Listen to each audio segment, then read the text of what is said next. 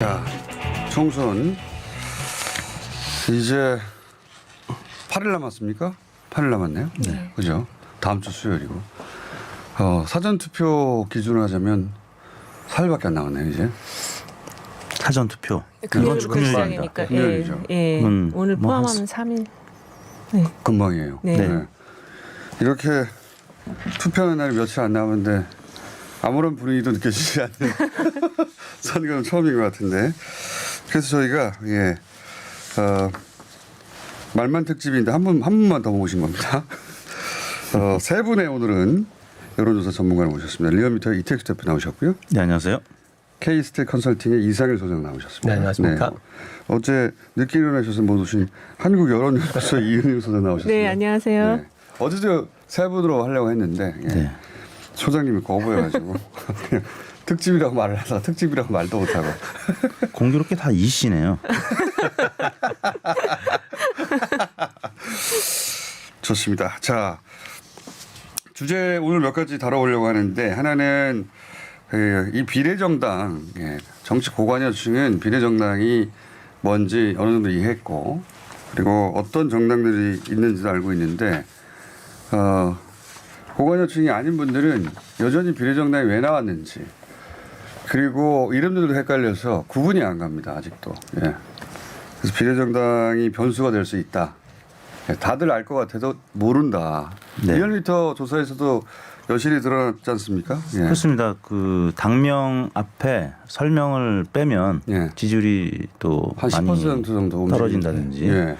예, 당명 보조 인지 성격의 질문을 하지 않으면 예. 여전히 많은 유권자들이 헷갈려하는. 그러니까요. 더불어민주당이 주도하는 더불어시민당이라고 시민당이 생긴 지가 얼마 안 됐으니까 네. 그 앞에는 처음에 설명을 넣었을 때는 거의 한 40% 가까이 나오다가 네. 민주당 지지율하고 비슷하게 나오는 거죠. 네. 근데 빼니까 한 10% 가까이 훅 떨어졌다는 건 모른다는 거죠. 네, 아직 모르는 분들이 너무 많은데 많죠. 공보지가 이제 지난 주말부터 가서 네. 이제 열어본 분들도 계시고 아직도 바빠서 못 열어본 분들이 네. 계실 텐데 아마 이번 주 후반에 사전 투표하실 분들은 그 전에 열어보실 거고 다음 본 투표 때 하실 분들은 이번 주말 지나야 뭐 열어보지 않겠습니까? 그렇죠. 관심들이 많이 없으셔서 지금 몰라요. 네. 비례정당도 모르고 그 아래 비례정당 이름도 모르고 또 비례정당과의 관계도 모르고. 열린민주당도 좀 조사 결과를 보면 차이가 꽤 나는 것 같아요. 한 6%에서 15%까지. 조사에 따라. 네, 그런 경향이 있어서. 근데 이게 아주 일관된 흐름은 아니지만 이제 굉장히 이제 무관심도 크고 잘 보이지 않고 헷갈린다라고 말씀하셨는데 사실은 이게 범진보 진영의 비례정당 그 지지율의 또 흐름들을 보면 오히려 이제 그래도 아름아름 유권자들이 내면적으로 이게 유권자발 일종의 진보 진영의 표 분할이 지금 이렇게 진행되고 있는 게 아닌가 하는 느낌이 듭니다. 무슨 얘기냐면 구조적으로 뭐랄까요? 구도적화를 이게 초기에 이제 열린민주당이 급격한 상승세를 보이다가 네. 사실은 좀 주춤한 흐름이고요. 더불어시민당은 확연하게 좀 하락세를 보이다가 마찬가지입니다. 그리고 정의당이 이제 굉장히 떨어지다가 최근에 다시 좀 올라가는 흐름이 정의당의 상승세가 가장 눈에 띄는 건데. 결과적으로는 범진보 진영에서 나올 수 있는 표, 유권자들의 어떤 정서들이 과연 이제 어떻게 내가 투표를 할 것인가에 대한 어떤 그 내면적인 어떤 움직임들은 그래도 존재하는 게 아닌가라는 생각이 들어요. 근데 그 근본은 기본적으로 민주당 지지층의 고민인 것 같아요. 맞습니다. 중도나 이건 이런 층보다는. 민주당 지지층이 어떻게 분할되느냐. 네. 그런 문제이기도 한데 아직 주제를 시작하지도 않았는데 다들 할 말이 많으셔가지고. 자, 비례정당 이야기 하나 하고 그리고 지역구로 가서는 상징적인 지역이 있지 않습니까? 네. 예, 그런 여기서 이긴다는 것이 의미하는 바가 큰 지역들 좀 짚어보고 그다음에 이런 지역들이 있습니다. 분명히 그 동네는 보수의 텃밭인데 혹은 상대적으로 진보적인 유권자들이 많은 텃밭인데 이변이 가능할 수 있다. 이 동네에서 그런 지역들도 있고요. 그리고 이변이 아니라 어부지리 당선이 가능한 곳들이 있습니다. 예. 어부지리 편도 좀 해보고 이변의 가능성이 있는 지역들 그리고 상징적인 지역들 지역구 얘기도 좀 해볼 텐데 오늘은 2부 또 3부도 좀 이어갈까. 후보들이 잘 안 나오기 때문에 선관위 주간 토론회 외에는 방송에 나오질 않아요. 후보들이 다 어디 가는지 모르겠어요. 그래서 여러분들이 잘 팔리게 됐습니다. 계속 나오실 거예요.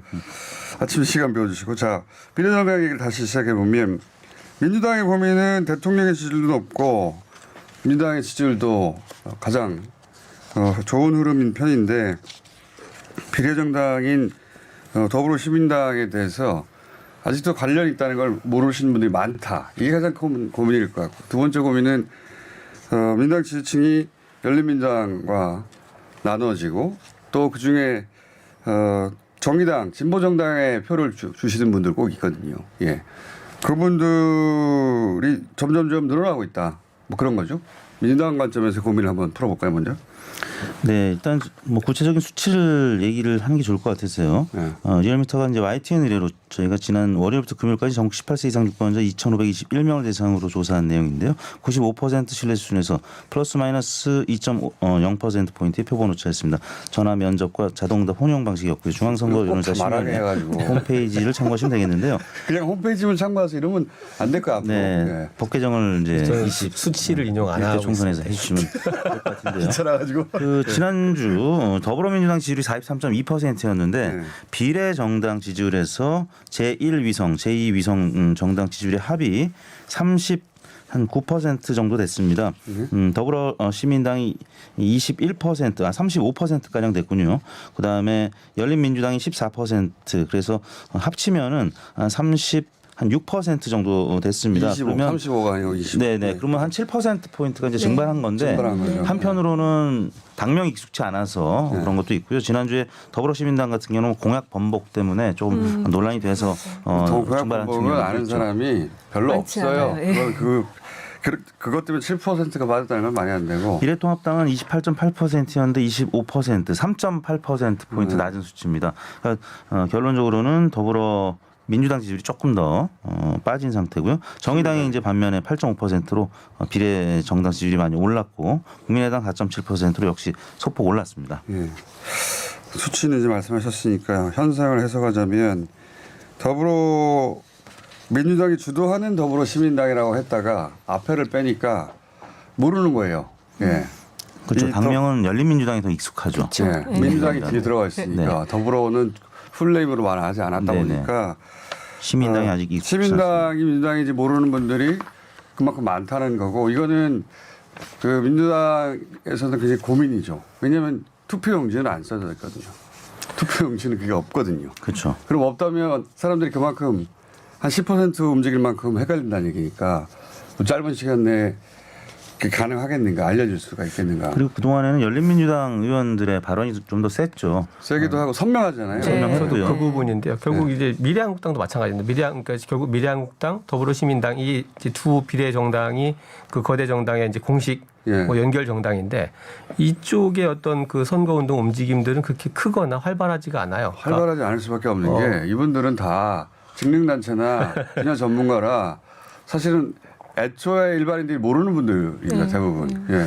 그러다 보니까 오히려 이제 열린민주당이나 정의당처럼 이제 선명한 목소리를 내는 목소리도 좀 더 잘 들리는데 문제는 이제 그래도 선거 종반전으로 가면서 결국은 그 거대 양당이 일종의 뭐 쌍끌이 같은 전략으로 선거 운동을 같이 하기 때문에 이제 결국은 그래도 공식적인 그런 이제 연결이 되는 정당들이 그 결집 현상이 좀 나타날 수 있다고 보여지는데 문제는 보수 정당인 이제 미래통합당과 미래한국당은 사실 이제 뭐 이런 친박 쪽의 어떤 당들이 크게 움직임이 보이지 않기 때문에 결집할 수 있는 방향이 하나밖에 없다라는 거죠. 그렇죠. 근데 다시 그렇지만 결국 이제 더불어시민당 입장에서는 아무리 민주당에서 그런 부분들을 좀 지원 사격을 하더라도 잘 안 보입니다. 유권자들 입장에서는 이게 당내에서는 서로 계속 다른 식구라고 얘기하는데 다 같은 집안으로 보이기 때문에 그렇죠. 자발적인 선택들이 가능한 거예요. 선택지가 많은 거죠. 예. 특히 이제 비례정당이면 인물이 눈에 들어와야 되는데 지금 민주당의 그 비례정당 더불어시민당 홍보하는 마케팅 자체가 조금 문제가 있는 것 같아요. 그 사람을 홍보하는 게 아니고 집단으로 지금 홍보를 하는 상황이고, 그다음에 열린민주당에 대한 어떤 그 대응 전략이 상당히 좀 촌스럽다는 느낌 들 정도거든요. 30, 40들이 볼 때는. 이건 그런 문제도 있습니다. 그냥 현상만 놓고 보면 그런데 네. 방법이 없어요. 그러니 그게 문제. 그게 결과를 놓고 보면 그런데 실제로는 방법이 없어. 이쪽은 누구나 아는 분들이라 방송이 좋아하죠. 방송이 좋아하고 그리고 시민당 후보들은 전문가들이야 네. 애초에 모르는 분들이라 나가봐야 민주당하고 연결되는지 안 되는지 알 수가 없어요. 말도 열린민주당은 점잖게 하세요. 네. 그것도 그렇죠. 전문가들이니까. 근데 열린민주당은 애초부터 민주당 연상자격이 강한 분들이거든요. 나가기만 하면 그냥 저분들은 민주당 분들이구나 이렇게 연결이 되는 거예요. 네. 이걸 어떻게 단기간에 해결합니까? 해결할 수 없는 지점이에요, 사실. 또 한 금방. 가지 좀 저는 이제 좀 관심 있게 보는 부분이 정의당에 이제 어느 정도 회복될 거냐라는 부분인데 과거에 이제 지역구 투표를 민주당 혹은 민주당 계열 정당에 하면서 정당 투표는 이제 정의당에 했던 분들의 이 정서가 꼭 이제 민주당이 충분히 득표를 그 의석을 가져가니까 정의당도 좀 나눠주자라는 분도 있지만 반대로 정서적으로는 정의당을 지지하는데 이게 격돌 국면에서 거대 정당을 할 수 없이 지지했던 분들도 있거든요. 이분들의 시각에서 볼 때는 지금 더불어시민당과 열린민주당을 두고 이렇게 치고받는 어떤 갈등이나 싸움들이 좀 그 뭐 짜증, 염증이 나는 어떤 현상을 보일 수 결국 정의당한테 너무한 거 아니냐라는 어떤 그런 식의 회귀 현상도 있는 게 아닐까라는 생각이 좀 듭니다. 그런 면도 있고, 근데 이게 다 정치 고관여층이나 이 더불어시민당과 열린민주당이 같은 지지층을 놓고 제로섬 싸움을 하고 있다는 걸 알지 대부분은 알지도 못해요. 근데 알지도. 정의당 지지층은 좀 고관여층들이 많이 있는 그러니까 작지만 그런 어떤 층들이 아닐까 싶어서 그런 저는 점도 없지 않겠으나 저는 개인적으로는 짠하다는 정서가 작동할 것 같아요. 민주당은 지지율이 저렇게 대통령은 더 높고 네. 심정적으로 여유가 있는 거 아니야? 이거 너무 짠한 데 아니야? 너무 두드려 맞은 거 아니야? 그 부분도 분명히 있는 것 같아요. 예. 그리고 이제 여론조사 결과 좀 그 심상정 대표 지지율이 상당히 좀 좋지 않게 나오고 있잖아요. 그런 면에서 그런 정서가 있는 것 같기도 하고. 뭐 역대 최저치라고 하고 네. 정의당 역대 최저치고 대통령 역대 최고치고 이러다 보니 과거에도 민주당 지지층 여유가 있을 때 이렇게까지 떨어지는 건 너무 짠하고 그런 거 아닌가? 이런 마음의 움직임이 있지 않을까? 그래서 이 초반에 그러니까는 저 민주당 지지층이 약간 이걸 좀 양분하는 흐름으로 갔어요. 기본적으로 더불어시민당을 많이 지지해 주면서도 정의당하고 열린민주당을 양분하는 흐름으로 갔는데 정의당이 최근에 자기 존재감을 드러내지 못하니까 제가 볼 때 이번에 그 조사에서 빠졌던 7% 네. 이 층이 굉장히 앞으로 이제 어느 쪽을 선택할지가 중요한 것 같습니다. 그 7%가 그냥 몰라서 유보했을 수도 있어요. 이렇게 판단의 유보일 수도 있으나 네. 판단의 유보라면 민주당이 주도한을 빼자마자 이렇게 많이 떨어졌다는 거는 하루 이틀 사이 말이 안 되고 모른다 그냥 어디가 어딘지. 그래서 선택을 안 하는 게 아니라 못하고 있다 그럴 수도. 관여도가 좀 떨어지는 분들은 네. 그냥 큰 틀에서 보수 대 진보로 나눠서 보는 분들도 계실 것 같아요. 그렇죠. 네. 지난주하고 이번 주 보면은 보수 진보 전체 틀 47석 갖고만 보면은 큰 틀의 변화는 없었어요. 맞아요. 예, 더불어시민당이 좀 빠진 거를 정의당이 좀 더 가져간 측면인데 저관여층은 좀 행복한 고민을 할 수도 있겠죠. 선택지가 많아졌으니까 식당에 가서 뭐 메뉴판 보고 고를 게 많아졌다는 거죠. 이 그렇죠. 진보는 하나 더 생긴 거니까. 특히 열린민주당 같은 경우는 더불어시민당에서 빠지는 지지율이 다른 정당에 갈 수도 있는 거를 좀 막아주는 보호 역할도 하고 있는 것 같아요. 근데 이제 민주당 내에서는 비례정당뿐만 아니라 이제 지역구 의석이 이제 좀 고민이 될 부분, 이제 뭐 조국 전 장관 자꾸 소환이 되니까 그런 부분들을 좀 많이 고민을 하고 있는 듯 보입니다. 자, 그러니까 민주당 지지층 입장에서는 시민당과 열린당의 합의 민주당에 미치지 못하니까 그 확장성 의원 확장이나 혹은 정의당으로 가는 표를 막는다는 주장이 있었는데 그런 일은 일어나지 않고 있다 전혀.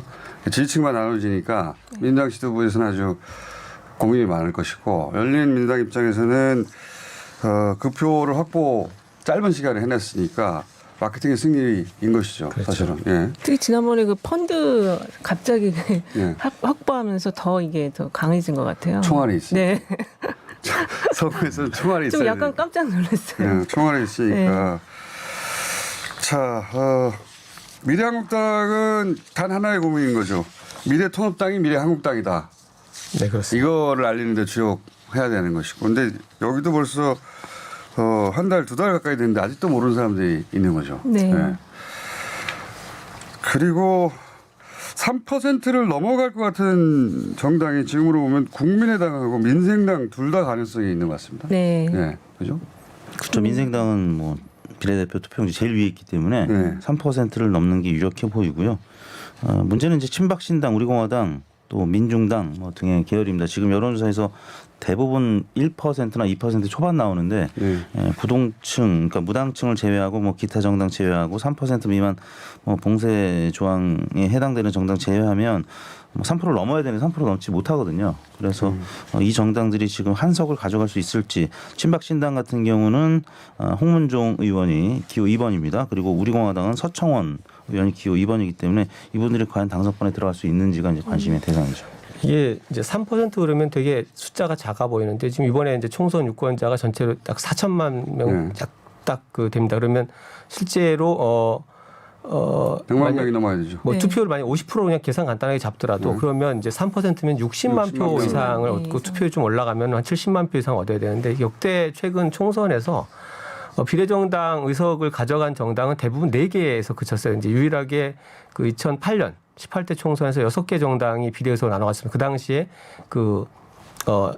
창조한국당, 뭐 자유선진당, 친박연대 이런 정당들이 같이 들어오면서 근데 그때 외에는 4개 정당 이상 넘어간 적이 없거든요. 이게 그렇게 3%라는 득표가 지금 만만치는 않은데 문제는 이제 이번에 그 정치가 굉장히 희화화됐다라는 부분이 사실 정당 투표에서 뭐 여기 찍으나 저기 찍으나 뭐 차별성도 별로 안 보이고 뭔지도 모르겠고 그러면 이게 어떤 굉장히 유권자들도 그냥 뭐 결국 누가 되나 똑같은 거 아니야 이런 어떤 심리도 있지 않을까. 굉장히 자유로운 투표도 좀 가능해 보인다라는 부분이 있어서 예측하기는 어렵습니다만 그래도 대체로 보면 정당 비례득표로 의석을 배출하는 정당이 이렇게 많지는 않을 것이다 이렇게 보입니다. 친박신당하고 우리공화당하고 이제 저희 보기 선택지에는 없었습니다만은 자유통일기독당인가요? 예. 정광훈 목사 측의 정당 김문수 전 지사가 표지 모델로 공보지에 나와 있더라고요. 물론 이제 그분은 비례대표 후보로 포함은 안 돼 있는데 아무튼 이 당들이 흩어져 있기 때문에 이 세 당이 만약에 뭉쳐졌으면 3% 넘는 게 명확했는데 그렇죠. 네, 친박신당, 우리공화당, 자유통일기독당 이 세 당은 흩어져서 좀 다 합치면 한 3%를 세네 석도 나올 수 있어요. 그럼요. 3% 넘기가 좀 어려운 상황이 아닌가 싶습니다. 신박이 갈라져가지고 아예 한 석도 안 나올 수도 있는 상황이 됐습니다. 완전히 갈라져서. 자, 지역구 얘기해서 지역구 중에 수도권의 상징 지역이라고 하면 고민정, 오세훈 고민정이 이제 가장 많이 거론됩니다. 예. 문 대통령 청와대 대변인이었고 그다음에 보수 진영이 대권 후보이기 때문에 신인데 예. 관록의 정치인이 되기도 하고 이 지역은 지금 추세가 어떻습니까? 지금 전체적으로 보면은 수도권은 민주당 우세가 많이 보이고 있는데 이진영 조사 나오는 데마다 조금씩 엎치락뒤치락 계속 다르더라고요. 네. 그래서 실제 뚜껑을 열어봐야 될 것 같고 여기가 누구나 할 수 있는 얘기 아닙니까? 근데 여기가 그 젊은 층이 되게 굉장히 많더라고요. 네. 유권자가 30% 넘었던 것 같은데 그래서 그런 면에서는 고민정 후보가 그쪽에 이제 조금 더 파고든다면은 최종적으로는 또 가능성이 있지 않을까. 20대 유권자층이 그 투표 참여율이 상대적으로 좀 상당히 낮은 낮고 편이긴 하죠. 그 선관위가 발표한 그 20일 전에 투표 의향 물어본 거에 의하면 60대, 70대가 역대 가장 높거든요. 네. 코로나 때문에 안 나올 거라고 그랬는데 근데 여기가 그것도 변수가 될 수 있을 것 같아요. 여성 남성 또 20대 여성 남성 그 차이가 있더라고요. 네. 남성이 조금 더 무당파층도 많고 투표 무관심이 많은 반면에 또 20대 여성층은 좀 그렇지 않은 경향이 있어서 네. 여기는 그런 부분을 좀 봐야 될 것 같습니다. 20대지만 여성 투표 참여할 확률이 더 높다. 네, 가능성이. 네. 전체적으로 무당파층이 많긴 하지만 근데 이 광진을이나 이제 동작을 뭐 누구나 다 주목하는 상징 지역인데요. 이게 어떤 추세라고 하는 이제 시점상 시기가 흐름에 따라서 지도가 변하는 부분도 있겠지만 사실은 조사 방법 이제 이게 중앙선관여심위원회 올라온 조사 방법을 보시면 조사 방법별로 이게 격차가 상당히 다르게 나타납니다. 지금 대체로 이제 두 가지로 나눠지죠. 그러니까 가상 번호를 중심으로 80% 이상 이제 섞어서 쓰는 전화 면접은 조사 방식이 있고 자동응답 방식의 이제 유선 번호를 30% 이상 섞어 쓰는 방식 두 가지로 대체로 크게 대별하면 두 가지인데 지금 전자에서는 광진이나 동작 전부 다 민주당 후보가 약 10% 정도 뭐 안팎의 격차로 이기는 걸로 나오고요. 이게 자동응답의 유선 번호를 많이 쓴 조사에서는 백중세로 나옵니다. 이제 이게 조사 방식의 차이가 과연 이제 유권자 표심을 어떻게 잡아내느냐가 아마 좀 다르다고 보여지는데 이런 지역들이 상당히 많아요. 그래서 수도권 판세를 우리가 여론조사를 어떤 걸 기준으로 보느냐에 따라서 좀 이렇게 판단하기가 어려운 부분이 좀 있습니다. 그 여론조사 자체만으로 보면은 민주당이 150석 넘을 가능성이 있는데 저희가 이제 학습 효과가 있잖아요. 이제 2016년 선거에서도 10%포인트는 언제든지 뒤집혀졌던 경험이 있기 때문에 근데 이제 안심번호를 써서 그 정도가 크지는 않을 거라고는 보는데 여하튼 그렇게 변동폭이 있다라고 하면은 이 지역들은 저희가 이제 뭐 재미없다고 하시는데 뚜껑을 진짜 열어보지만 알 수가 없는 지역들이에요. 5% 이내에 왔다 갔다 하는 동네들은 네. 결국은 어느 세대가 더 많이 나가느냐. 그렇죠. 막판에 형성되는 마지막 변수가 있느냐 없느냐. 네. 그날의 날씨는 어떠냐. 예. 그렇죠. 많은 변수가 있고 왜냐하면 1000표 이내에서 갈라진 데가 많거든요. 수도권에. 아까 그 중앙선관위에서 이제 그 사전 유권자 조사 결과를 발표를 했는데 지금 뜻밖이었습니다. 이제 반드시 투표하겠다. 적극 투표 중에 한 72% 정도 나왔는데 이게 역대 선거들에서 똑같은 조사를 중앙선관위 계속 반복적으로 하거든요. 1차, 2차 조사를 해서 발표하는데 이게 중앙선관위 조사에서 반드시 투표하겠다라는 이제 응답 비율하고 실제 투표율을 보면 약간의 갭은 있지만 그 추세는 분명히 맞는 부분이 있어요. 그렇죠. 그렇다고 보면은 이게 어느 정도 이제 실제 행동으로 나타나는 비율을 많이 감해서 보더라도 투표율이 그렇게 낮지 않을 가능성이 많고 그러니까요. 코로나 때문에 아주 낮을 것이라고 생각했는데 선관위 조사에 주목되는 부분은 20대 투표 참여 의향은 좀 낮아졌고 오히려 지난 맞아요. 총선보다 예. 그다음에 60대 이상, 70대 이상에서는 60대, 70대 이상 높아졌다는 역대 최고로 높습니다. 이게 지금. 과연 정말 이제 코로나라는 우리가 겪어보지 않은 상황에서 그것이 정말 행동에 미치는 영향, 그것이 행동을 가로막는 어떤 그 힘이 얼마나 클지 모르겠지만 적어도 이제 이런 동일한 패턴의 조사상으로 볼 때는 이번 총선의 투표율이 그렇게 낮지 않을 것이다. 오히려 그렇게 좀 보여지는 선관위 조사가 이번에는 갤럽에 맡겼는데 그 전에는 아마 K스탯에서 예, 뭐 여러 회사들이 돌아갔습니다. 돌아갔습니다. 이제 번갈아가면서 맡깁니다. 근데 하우스 이펙트라는 게 있기 때문에 한국 갤럽 조사만 보면은 4년 전에 80%의 적극 투표층이었기 때문에 지금이랑 비교하면 한 7% 포인트가 또 낮아진 거예요.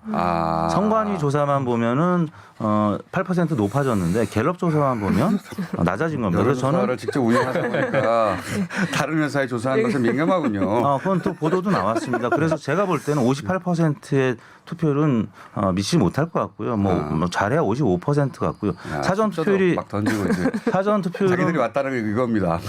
리얼미터가 조사한 거는 다르거든요. 그래서 사전 투표율은 뭐 대략 선거 때마다 한 3분의 1 정도가 했습니다. 그러면 55%의 투표를 가져가면 한 18% 정도 투표를 이번 금토에 한다는 건데 문제는 코로나 때문에 좀 더 나올 수 있다라는 거 사전 그렇죠. 투표에. 오히려. 그래서 한 20%의 사전 투표율이 될 것 같고요.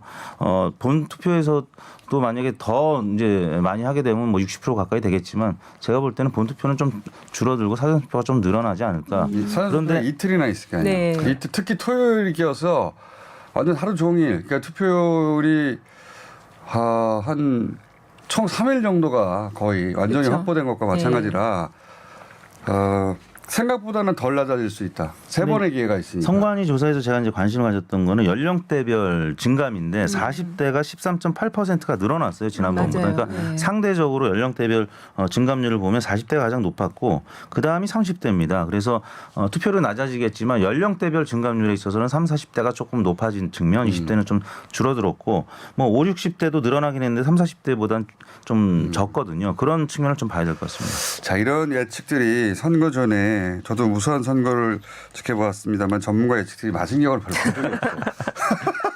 듣고 있긴 한데 궁금해서 다들 그대로 맞은 적이 거의 없다. 근데 이번에 이제 전체적으로 수도권이 민주당 굉장히 강세 현상이 나타나고 있잖아요. 근데 이제 그 안심번호를 써가지고 비교적 정확도가 높아질 거라고 보고 있는데 그 자세하게 그 연령대별 그 지지율을 보면 30, 40대가 엄청 높거든요. 그래서 그 민주당이 지금 높은 그 지지율을 30, 40대가 바치고 있는데 이제 그게 안심번호 썼기 때문에 맞을 수도 있지만 오히려 그게 이제 30, 40대가 그 전화를 받을 수 있는 여건에 있는 사람들이 누굴까를 생각해 본다면 그 변수가 좀 있지 않을까 저는 그 생각을 하고 70대 있습니다. 70대 휴대폰을 받지 않은 분들 많을 거고 또 30. 근데 투표하러 나올 것이니 그렇죠. 그 30대 중에서도 자영업자 이런 분 또 전화를 못 받을 수가 있잖아요. 이렇게 생각하면 한도 끝도 없어요. 이번 선거 완전 깜깜이 선거다 보니까 여러 가지 생각을 해보게 그래서 됩니다. 그 여론조사 전문가들하고 처음에는 명쾌한 얘기를 하다 좀 길게 하다 보면 사실 나 잘 모르겠어. 이렇게 끝나는 경우가 많고요. 그리고 이변이 가능한 지역 하나씩만 꼽아보십시오. 이변. 저기는 전통적으로 보수 지역인데 혹은 뭐 진보적인 그 당선자가 많이 나왔는데 여기 이변이 가능할 것 같다. 한 지역만 이변이 시간이 벌써 다 됐네요. 네. 이변이 가는 부산 진구갑을 좀 생각을 해보겠는데요. 지금 대체로 양자 구도인데 삼자 구도가 펼쳐지는 데들에서 이변이 일어날 가능성이 있을 것으로 보이거든요. 삼자 구도? 예, 네. 근데 부산 진구갑은 이제 김영춘, 서병수, 정근희 후보들인데 김영춘 후보가 조금 진다는 그런 결과들이 좀 있었는데 네. 지금 무소속의 정근 후보가 뛰어들면서 그 그러니까 통합당 표가 갈리면서 그 이변이 아니라 어부질이 아닙니까? 어부질이들 카타고리가? 예 어부질이 카테고리 카타고리. 예. 예. 표가 갈렸어. 보수 표가 갈렸어. 네, 보수표가 갈리는 지역. 네. 예, 저는 이런데. 이변보다는 이제 서울의 표심의 어떤 바로미터로 가장 주목해서 보는 지역이 송파을인데 아, 그렇죠. 그렇죠. 이게 맞습니다. 리턴 매치고 그 재보궐 선거에서는 이제 최재성 후보가 예. 상당한 표차로 이겼는데 근데 여기가 이제 그 보수 성향이 가깝군요. 오히려. 그죠? 그 굉장히 박빙인데다가 여론조사들 보면 그리고 이제 결국은 이 서울의 이 부동산 이슈가 미치는 어떤 표심이 어떻게 표출되느냐가 이렇게 상징적으로 보여지기 때문에 이 지역을 굉장히 관심 있게 보고 있습니다. 여기서 이기면 서울에서 수도권에서 낙승할 가능성이 높고 예, 그렇게 보여지는 거죠. 여기서 지면 실제 표심은 그 여론조사와는 다르게 갈릴 수도 있다. 네. 예, 그렇게도 얘기하는 그렇죠. 지역입니다. 예. 지역은 보수세가 좀 더 강한데 당선자는 민주당 당선자였기 때문에 그대로 갈 것이냐 아니면 뒤집힐 것이냐. 예. 가늠자로 보더라고요. 예. 이게 뭐 대선 전초전이라고 봐도 되죠. 문재인 대 홍준표 싸움이라고 볼 수도 있는 거거든요. 그렇죠. 그런 차원에서 배현진 후보가 지금 이번에 뭐 두 번째 도전하는 거기 때문에 정치 초년생일 때보다는 지지율이 좀 더 나올 가능성도 있고 홍준표 후보가 또 지금 대구에서 선전하고 있고. 얘기가 길어져가지고 3부에 잠깐 나오셔야 되겠는데. 예. 시간 있으세요? 네. 아침에 지금 어디 가십니까 사실. 3부에서 다시 뵙겠습니다.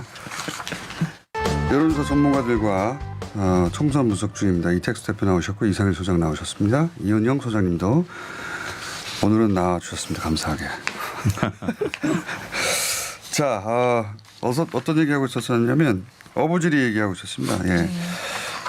표가 갈려서 애초에 보수 텃밭인데 혹은 진보 유권자가 많은데 정반대 유권자 구성비하고 정반대 결과가 나올 가능성이 높은 지역. 많이 얘기하는 것 중에 하나가 이제 인천 연수을인가요? 네. 예, 연수을. 민경욱 후보가 불사조와 같이 예, 세계 신기록이라고 봅니다. 피닉민이라고 불러요. 피닉 이후에 피닉민. 예. 공천 과정에서 한 3번 정도 부활하셨어요. 예.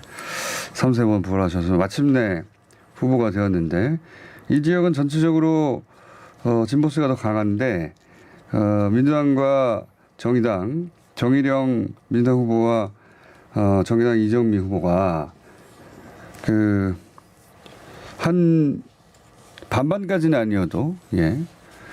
두 후보의 합이 민경욱 후보보다 분명히 높은데 예. 갈라져서 민경욱 후보가 지금 1위 여론조사가 많죠. 네. 예. 어떻게 보십니까? 결국 그 유권자 진보적인 유권자들이 전략 투표로 몰아줄 거라고 보십니까? 아니면 나뉘어서 민경욱 후보가 당선 가능성이 더 높다고 보십니까?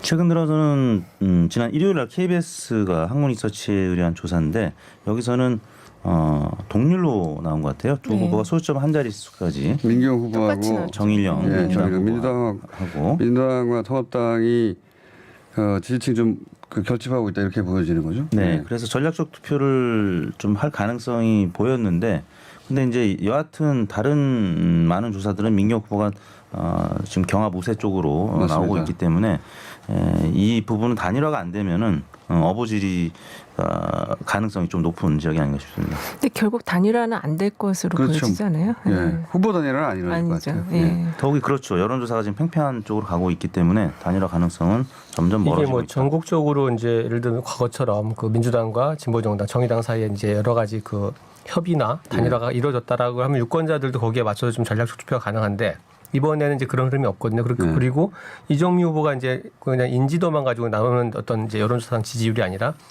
이런 경우에는 그 지역에서 상당히 예. 그 오랫동안 활동을 하면서 그런 그 지역하고 좀 밀착돼 있기 때문에 실제로 이제 개인 득표력이 있는 거죠. 맞습니다. 예, 그래서 이제 이런 부분들이 뭐 교통 정리는 시간은 끝난 것 같고 아마 3파전 구도에서 끝까지 가겠죠. 예. 끝까지 가고 마지막 표심이 어떻게 움직일지는 이 세 분에게 물어봐야 알 수가 없습니다. 그런 가능성이 높은 지역이다. 그래서 정일영 후보의 승리 가능성도 있고 민경욱 후보의 승리 가능성도 있는데 이정미 후보가 정일영 후보로 가는 표를 거꾸로 흡수해서 승리 가능성이 없다고 할 수 없다. 예, 그러니까 막번까지 다가가겠죠. 세 분이. 인지도는 사실 이정미 후보가 좀 더 있죠. 맞습니다. 예. 정의당 전 대표를 네. 했기 때문에 그렇기 때문에 이제 정당 지지율보다 훨씬 많이 나오는 거죠. 예. 비슷한 의미에서 고향압도 계속 거론되고 있죠. 여기 네. 심상정 후보와 문명순 후보 그리고 이경환 후보입니까? 네, 예. 통합당 이경환. 통합당에 여기도 이제 그 초기에는 통합당 이경환 후보가 격하무세 표를 정의당과 민주당이 서로 양분했기 때문에 거의 네. 그렇죠. 여기도 어떻게 될지 모릅니다. 세 분 모두 비슷한 정도로 가능성이 있는 것 같아요. 네. 현재까지 추세는 문명순 후보가 또 많이 올라왔어요. 민주당 지지율 네. 많이 올랐는데 그래서 심상정 후보와 문명순 후보의 대결 구도로 오차 범위 내에서 대결 구도로 보도된 결과들을 봤는데요. 미래통합당 이경환 후보도 미래통합당 지지율이 숨겨진 표심이 있다라고 하면은 말씀하신 대로 네. 3분 된 상태라고 봐야 되는데 거의 완전 3분에 가깝더라고요. 네, 예. 이 지역은 단일화 가능성이 더더욱이 제로라고 하죠. 네. 제로. 네. 예. 지금 정의당이 이제 지역구 후보들을 낸 곳은 많습니다만 실제로 이제 자력으로 지역구 당선 가능성을 점칠 때 가장 그래도 우선 꼽히는 이제 고향갑 심상정 후보인데요. 이게 좀 다른 각도도 봐야 되는 게 문제는 정의당 아까 좀 이제 짠한 얘기 비례 때 얘기했었습니다만 사실 이 연동형 비례에 로 인해서 그 지역구 의석을 얻으면 비례대표 의석 손해를 보는 유일한 정당이 정의당이 될 가능성이 있어요. 그러면 그 얘기는 뭐냐면 심상정 후보가 당선이 되면 비례 의석이 하나 줄어드는 거죠. 예. 오히려 본인이 떨어지면 비례 의석이 늘어나는 이런 현상도 있는 게 아닌가. 그래서 참 이게 정의당 이게 상황이 자체가 정말 그 이번 선거제의 어떤 기묘한 상황에서 가장 큰 어떤 피해 내지는 그 압박을 받고 원래 있다라는 최대 거죠. 수혜 정당이 그렇죠. 될 거라고 생각했는데 캡을 30석에 씌우는 그 결정 하나가 여기까지 상황을 만들어냈습니다. 이후 상황에서도 좀 유연성이 많이 떨어졌던 것 같아요, 정의당이. 그 총선이 끝나고 나면 그 결과를 가지고 정의당 내에서는 아마 치열한 대부분 토론으로 결정하니까 정의당 내 힘의 역학이 변할 수도 있을 것 같아요. 어부지리 지역구 중에 창원 성산 얘기를 안 할 수가 없는데요. 지금 정의당이 여영국 후보하고 예. 민주당이 이흥석 후보 측이 단일화 논의했다가 이제 무산이 됐는데 이 지역은 그래도 여지가 아직 남아 있다. 그리고 이제 지역 노동계에서 예. 단일화를 적극 지금 요구를 하고 있습니다. 그래서 방금 앞서 말씀드린 연술이나 고향 갑보다는 단일화 가능성은 조금 남아 있는 지역으로 봐야 될 텐데 이 지역도 만약에 단일화 안 되면 강기인 후보의 당선 가능성이 매우 높은 지역입니다. 그렇죠. 미래통합당 간신히 진보 후보가 항상 여기는 이겨왔지 넉넉하게 이긴 적이 없어요. 단일화를 통해서 그것도. 네, 단일화 안 막판에. 됐을 때는 진보 진영은 필패였습니다. 자, 거꾸로 이제 보수의 텃밭으로 여겨지는데 그 어부지리로 민주당 쪽 후보가 당선 가능성이 있는 것 중에 하나가 그 중간 관심은 좀 멉니다만 권성동 후보가 있는 곳, 네. 강원도의 강릉입니까 여기가? 네. 강릉이죠. 강릉입니다. 예. 여기는 그 한 번도 민주당 후보가 당선된 적이 없기 때문에 보수 후보가 나가기만 하면 당선된다고 생각해서 탈당한 권성 네. 후보 그다음에 미래통합당이 낸 홍문식 후보입니까? 예, 홍윤식 후보가 있고요. 홍문식 후보가 예. 있고 또 최명희 전 시장이 최명 있습니다. 예.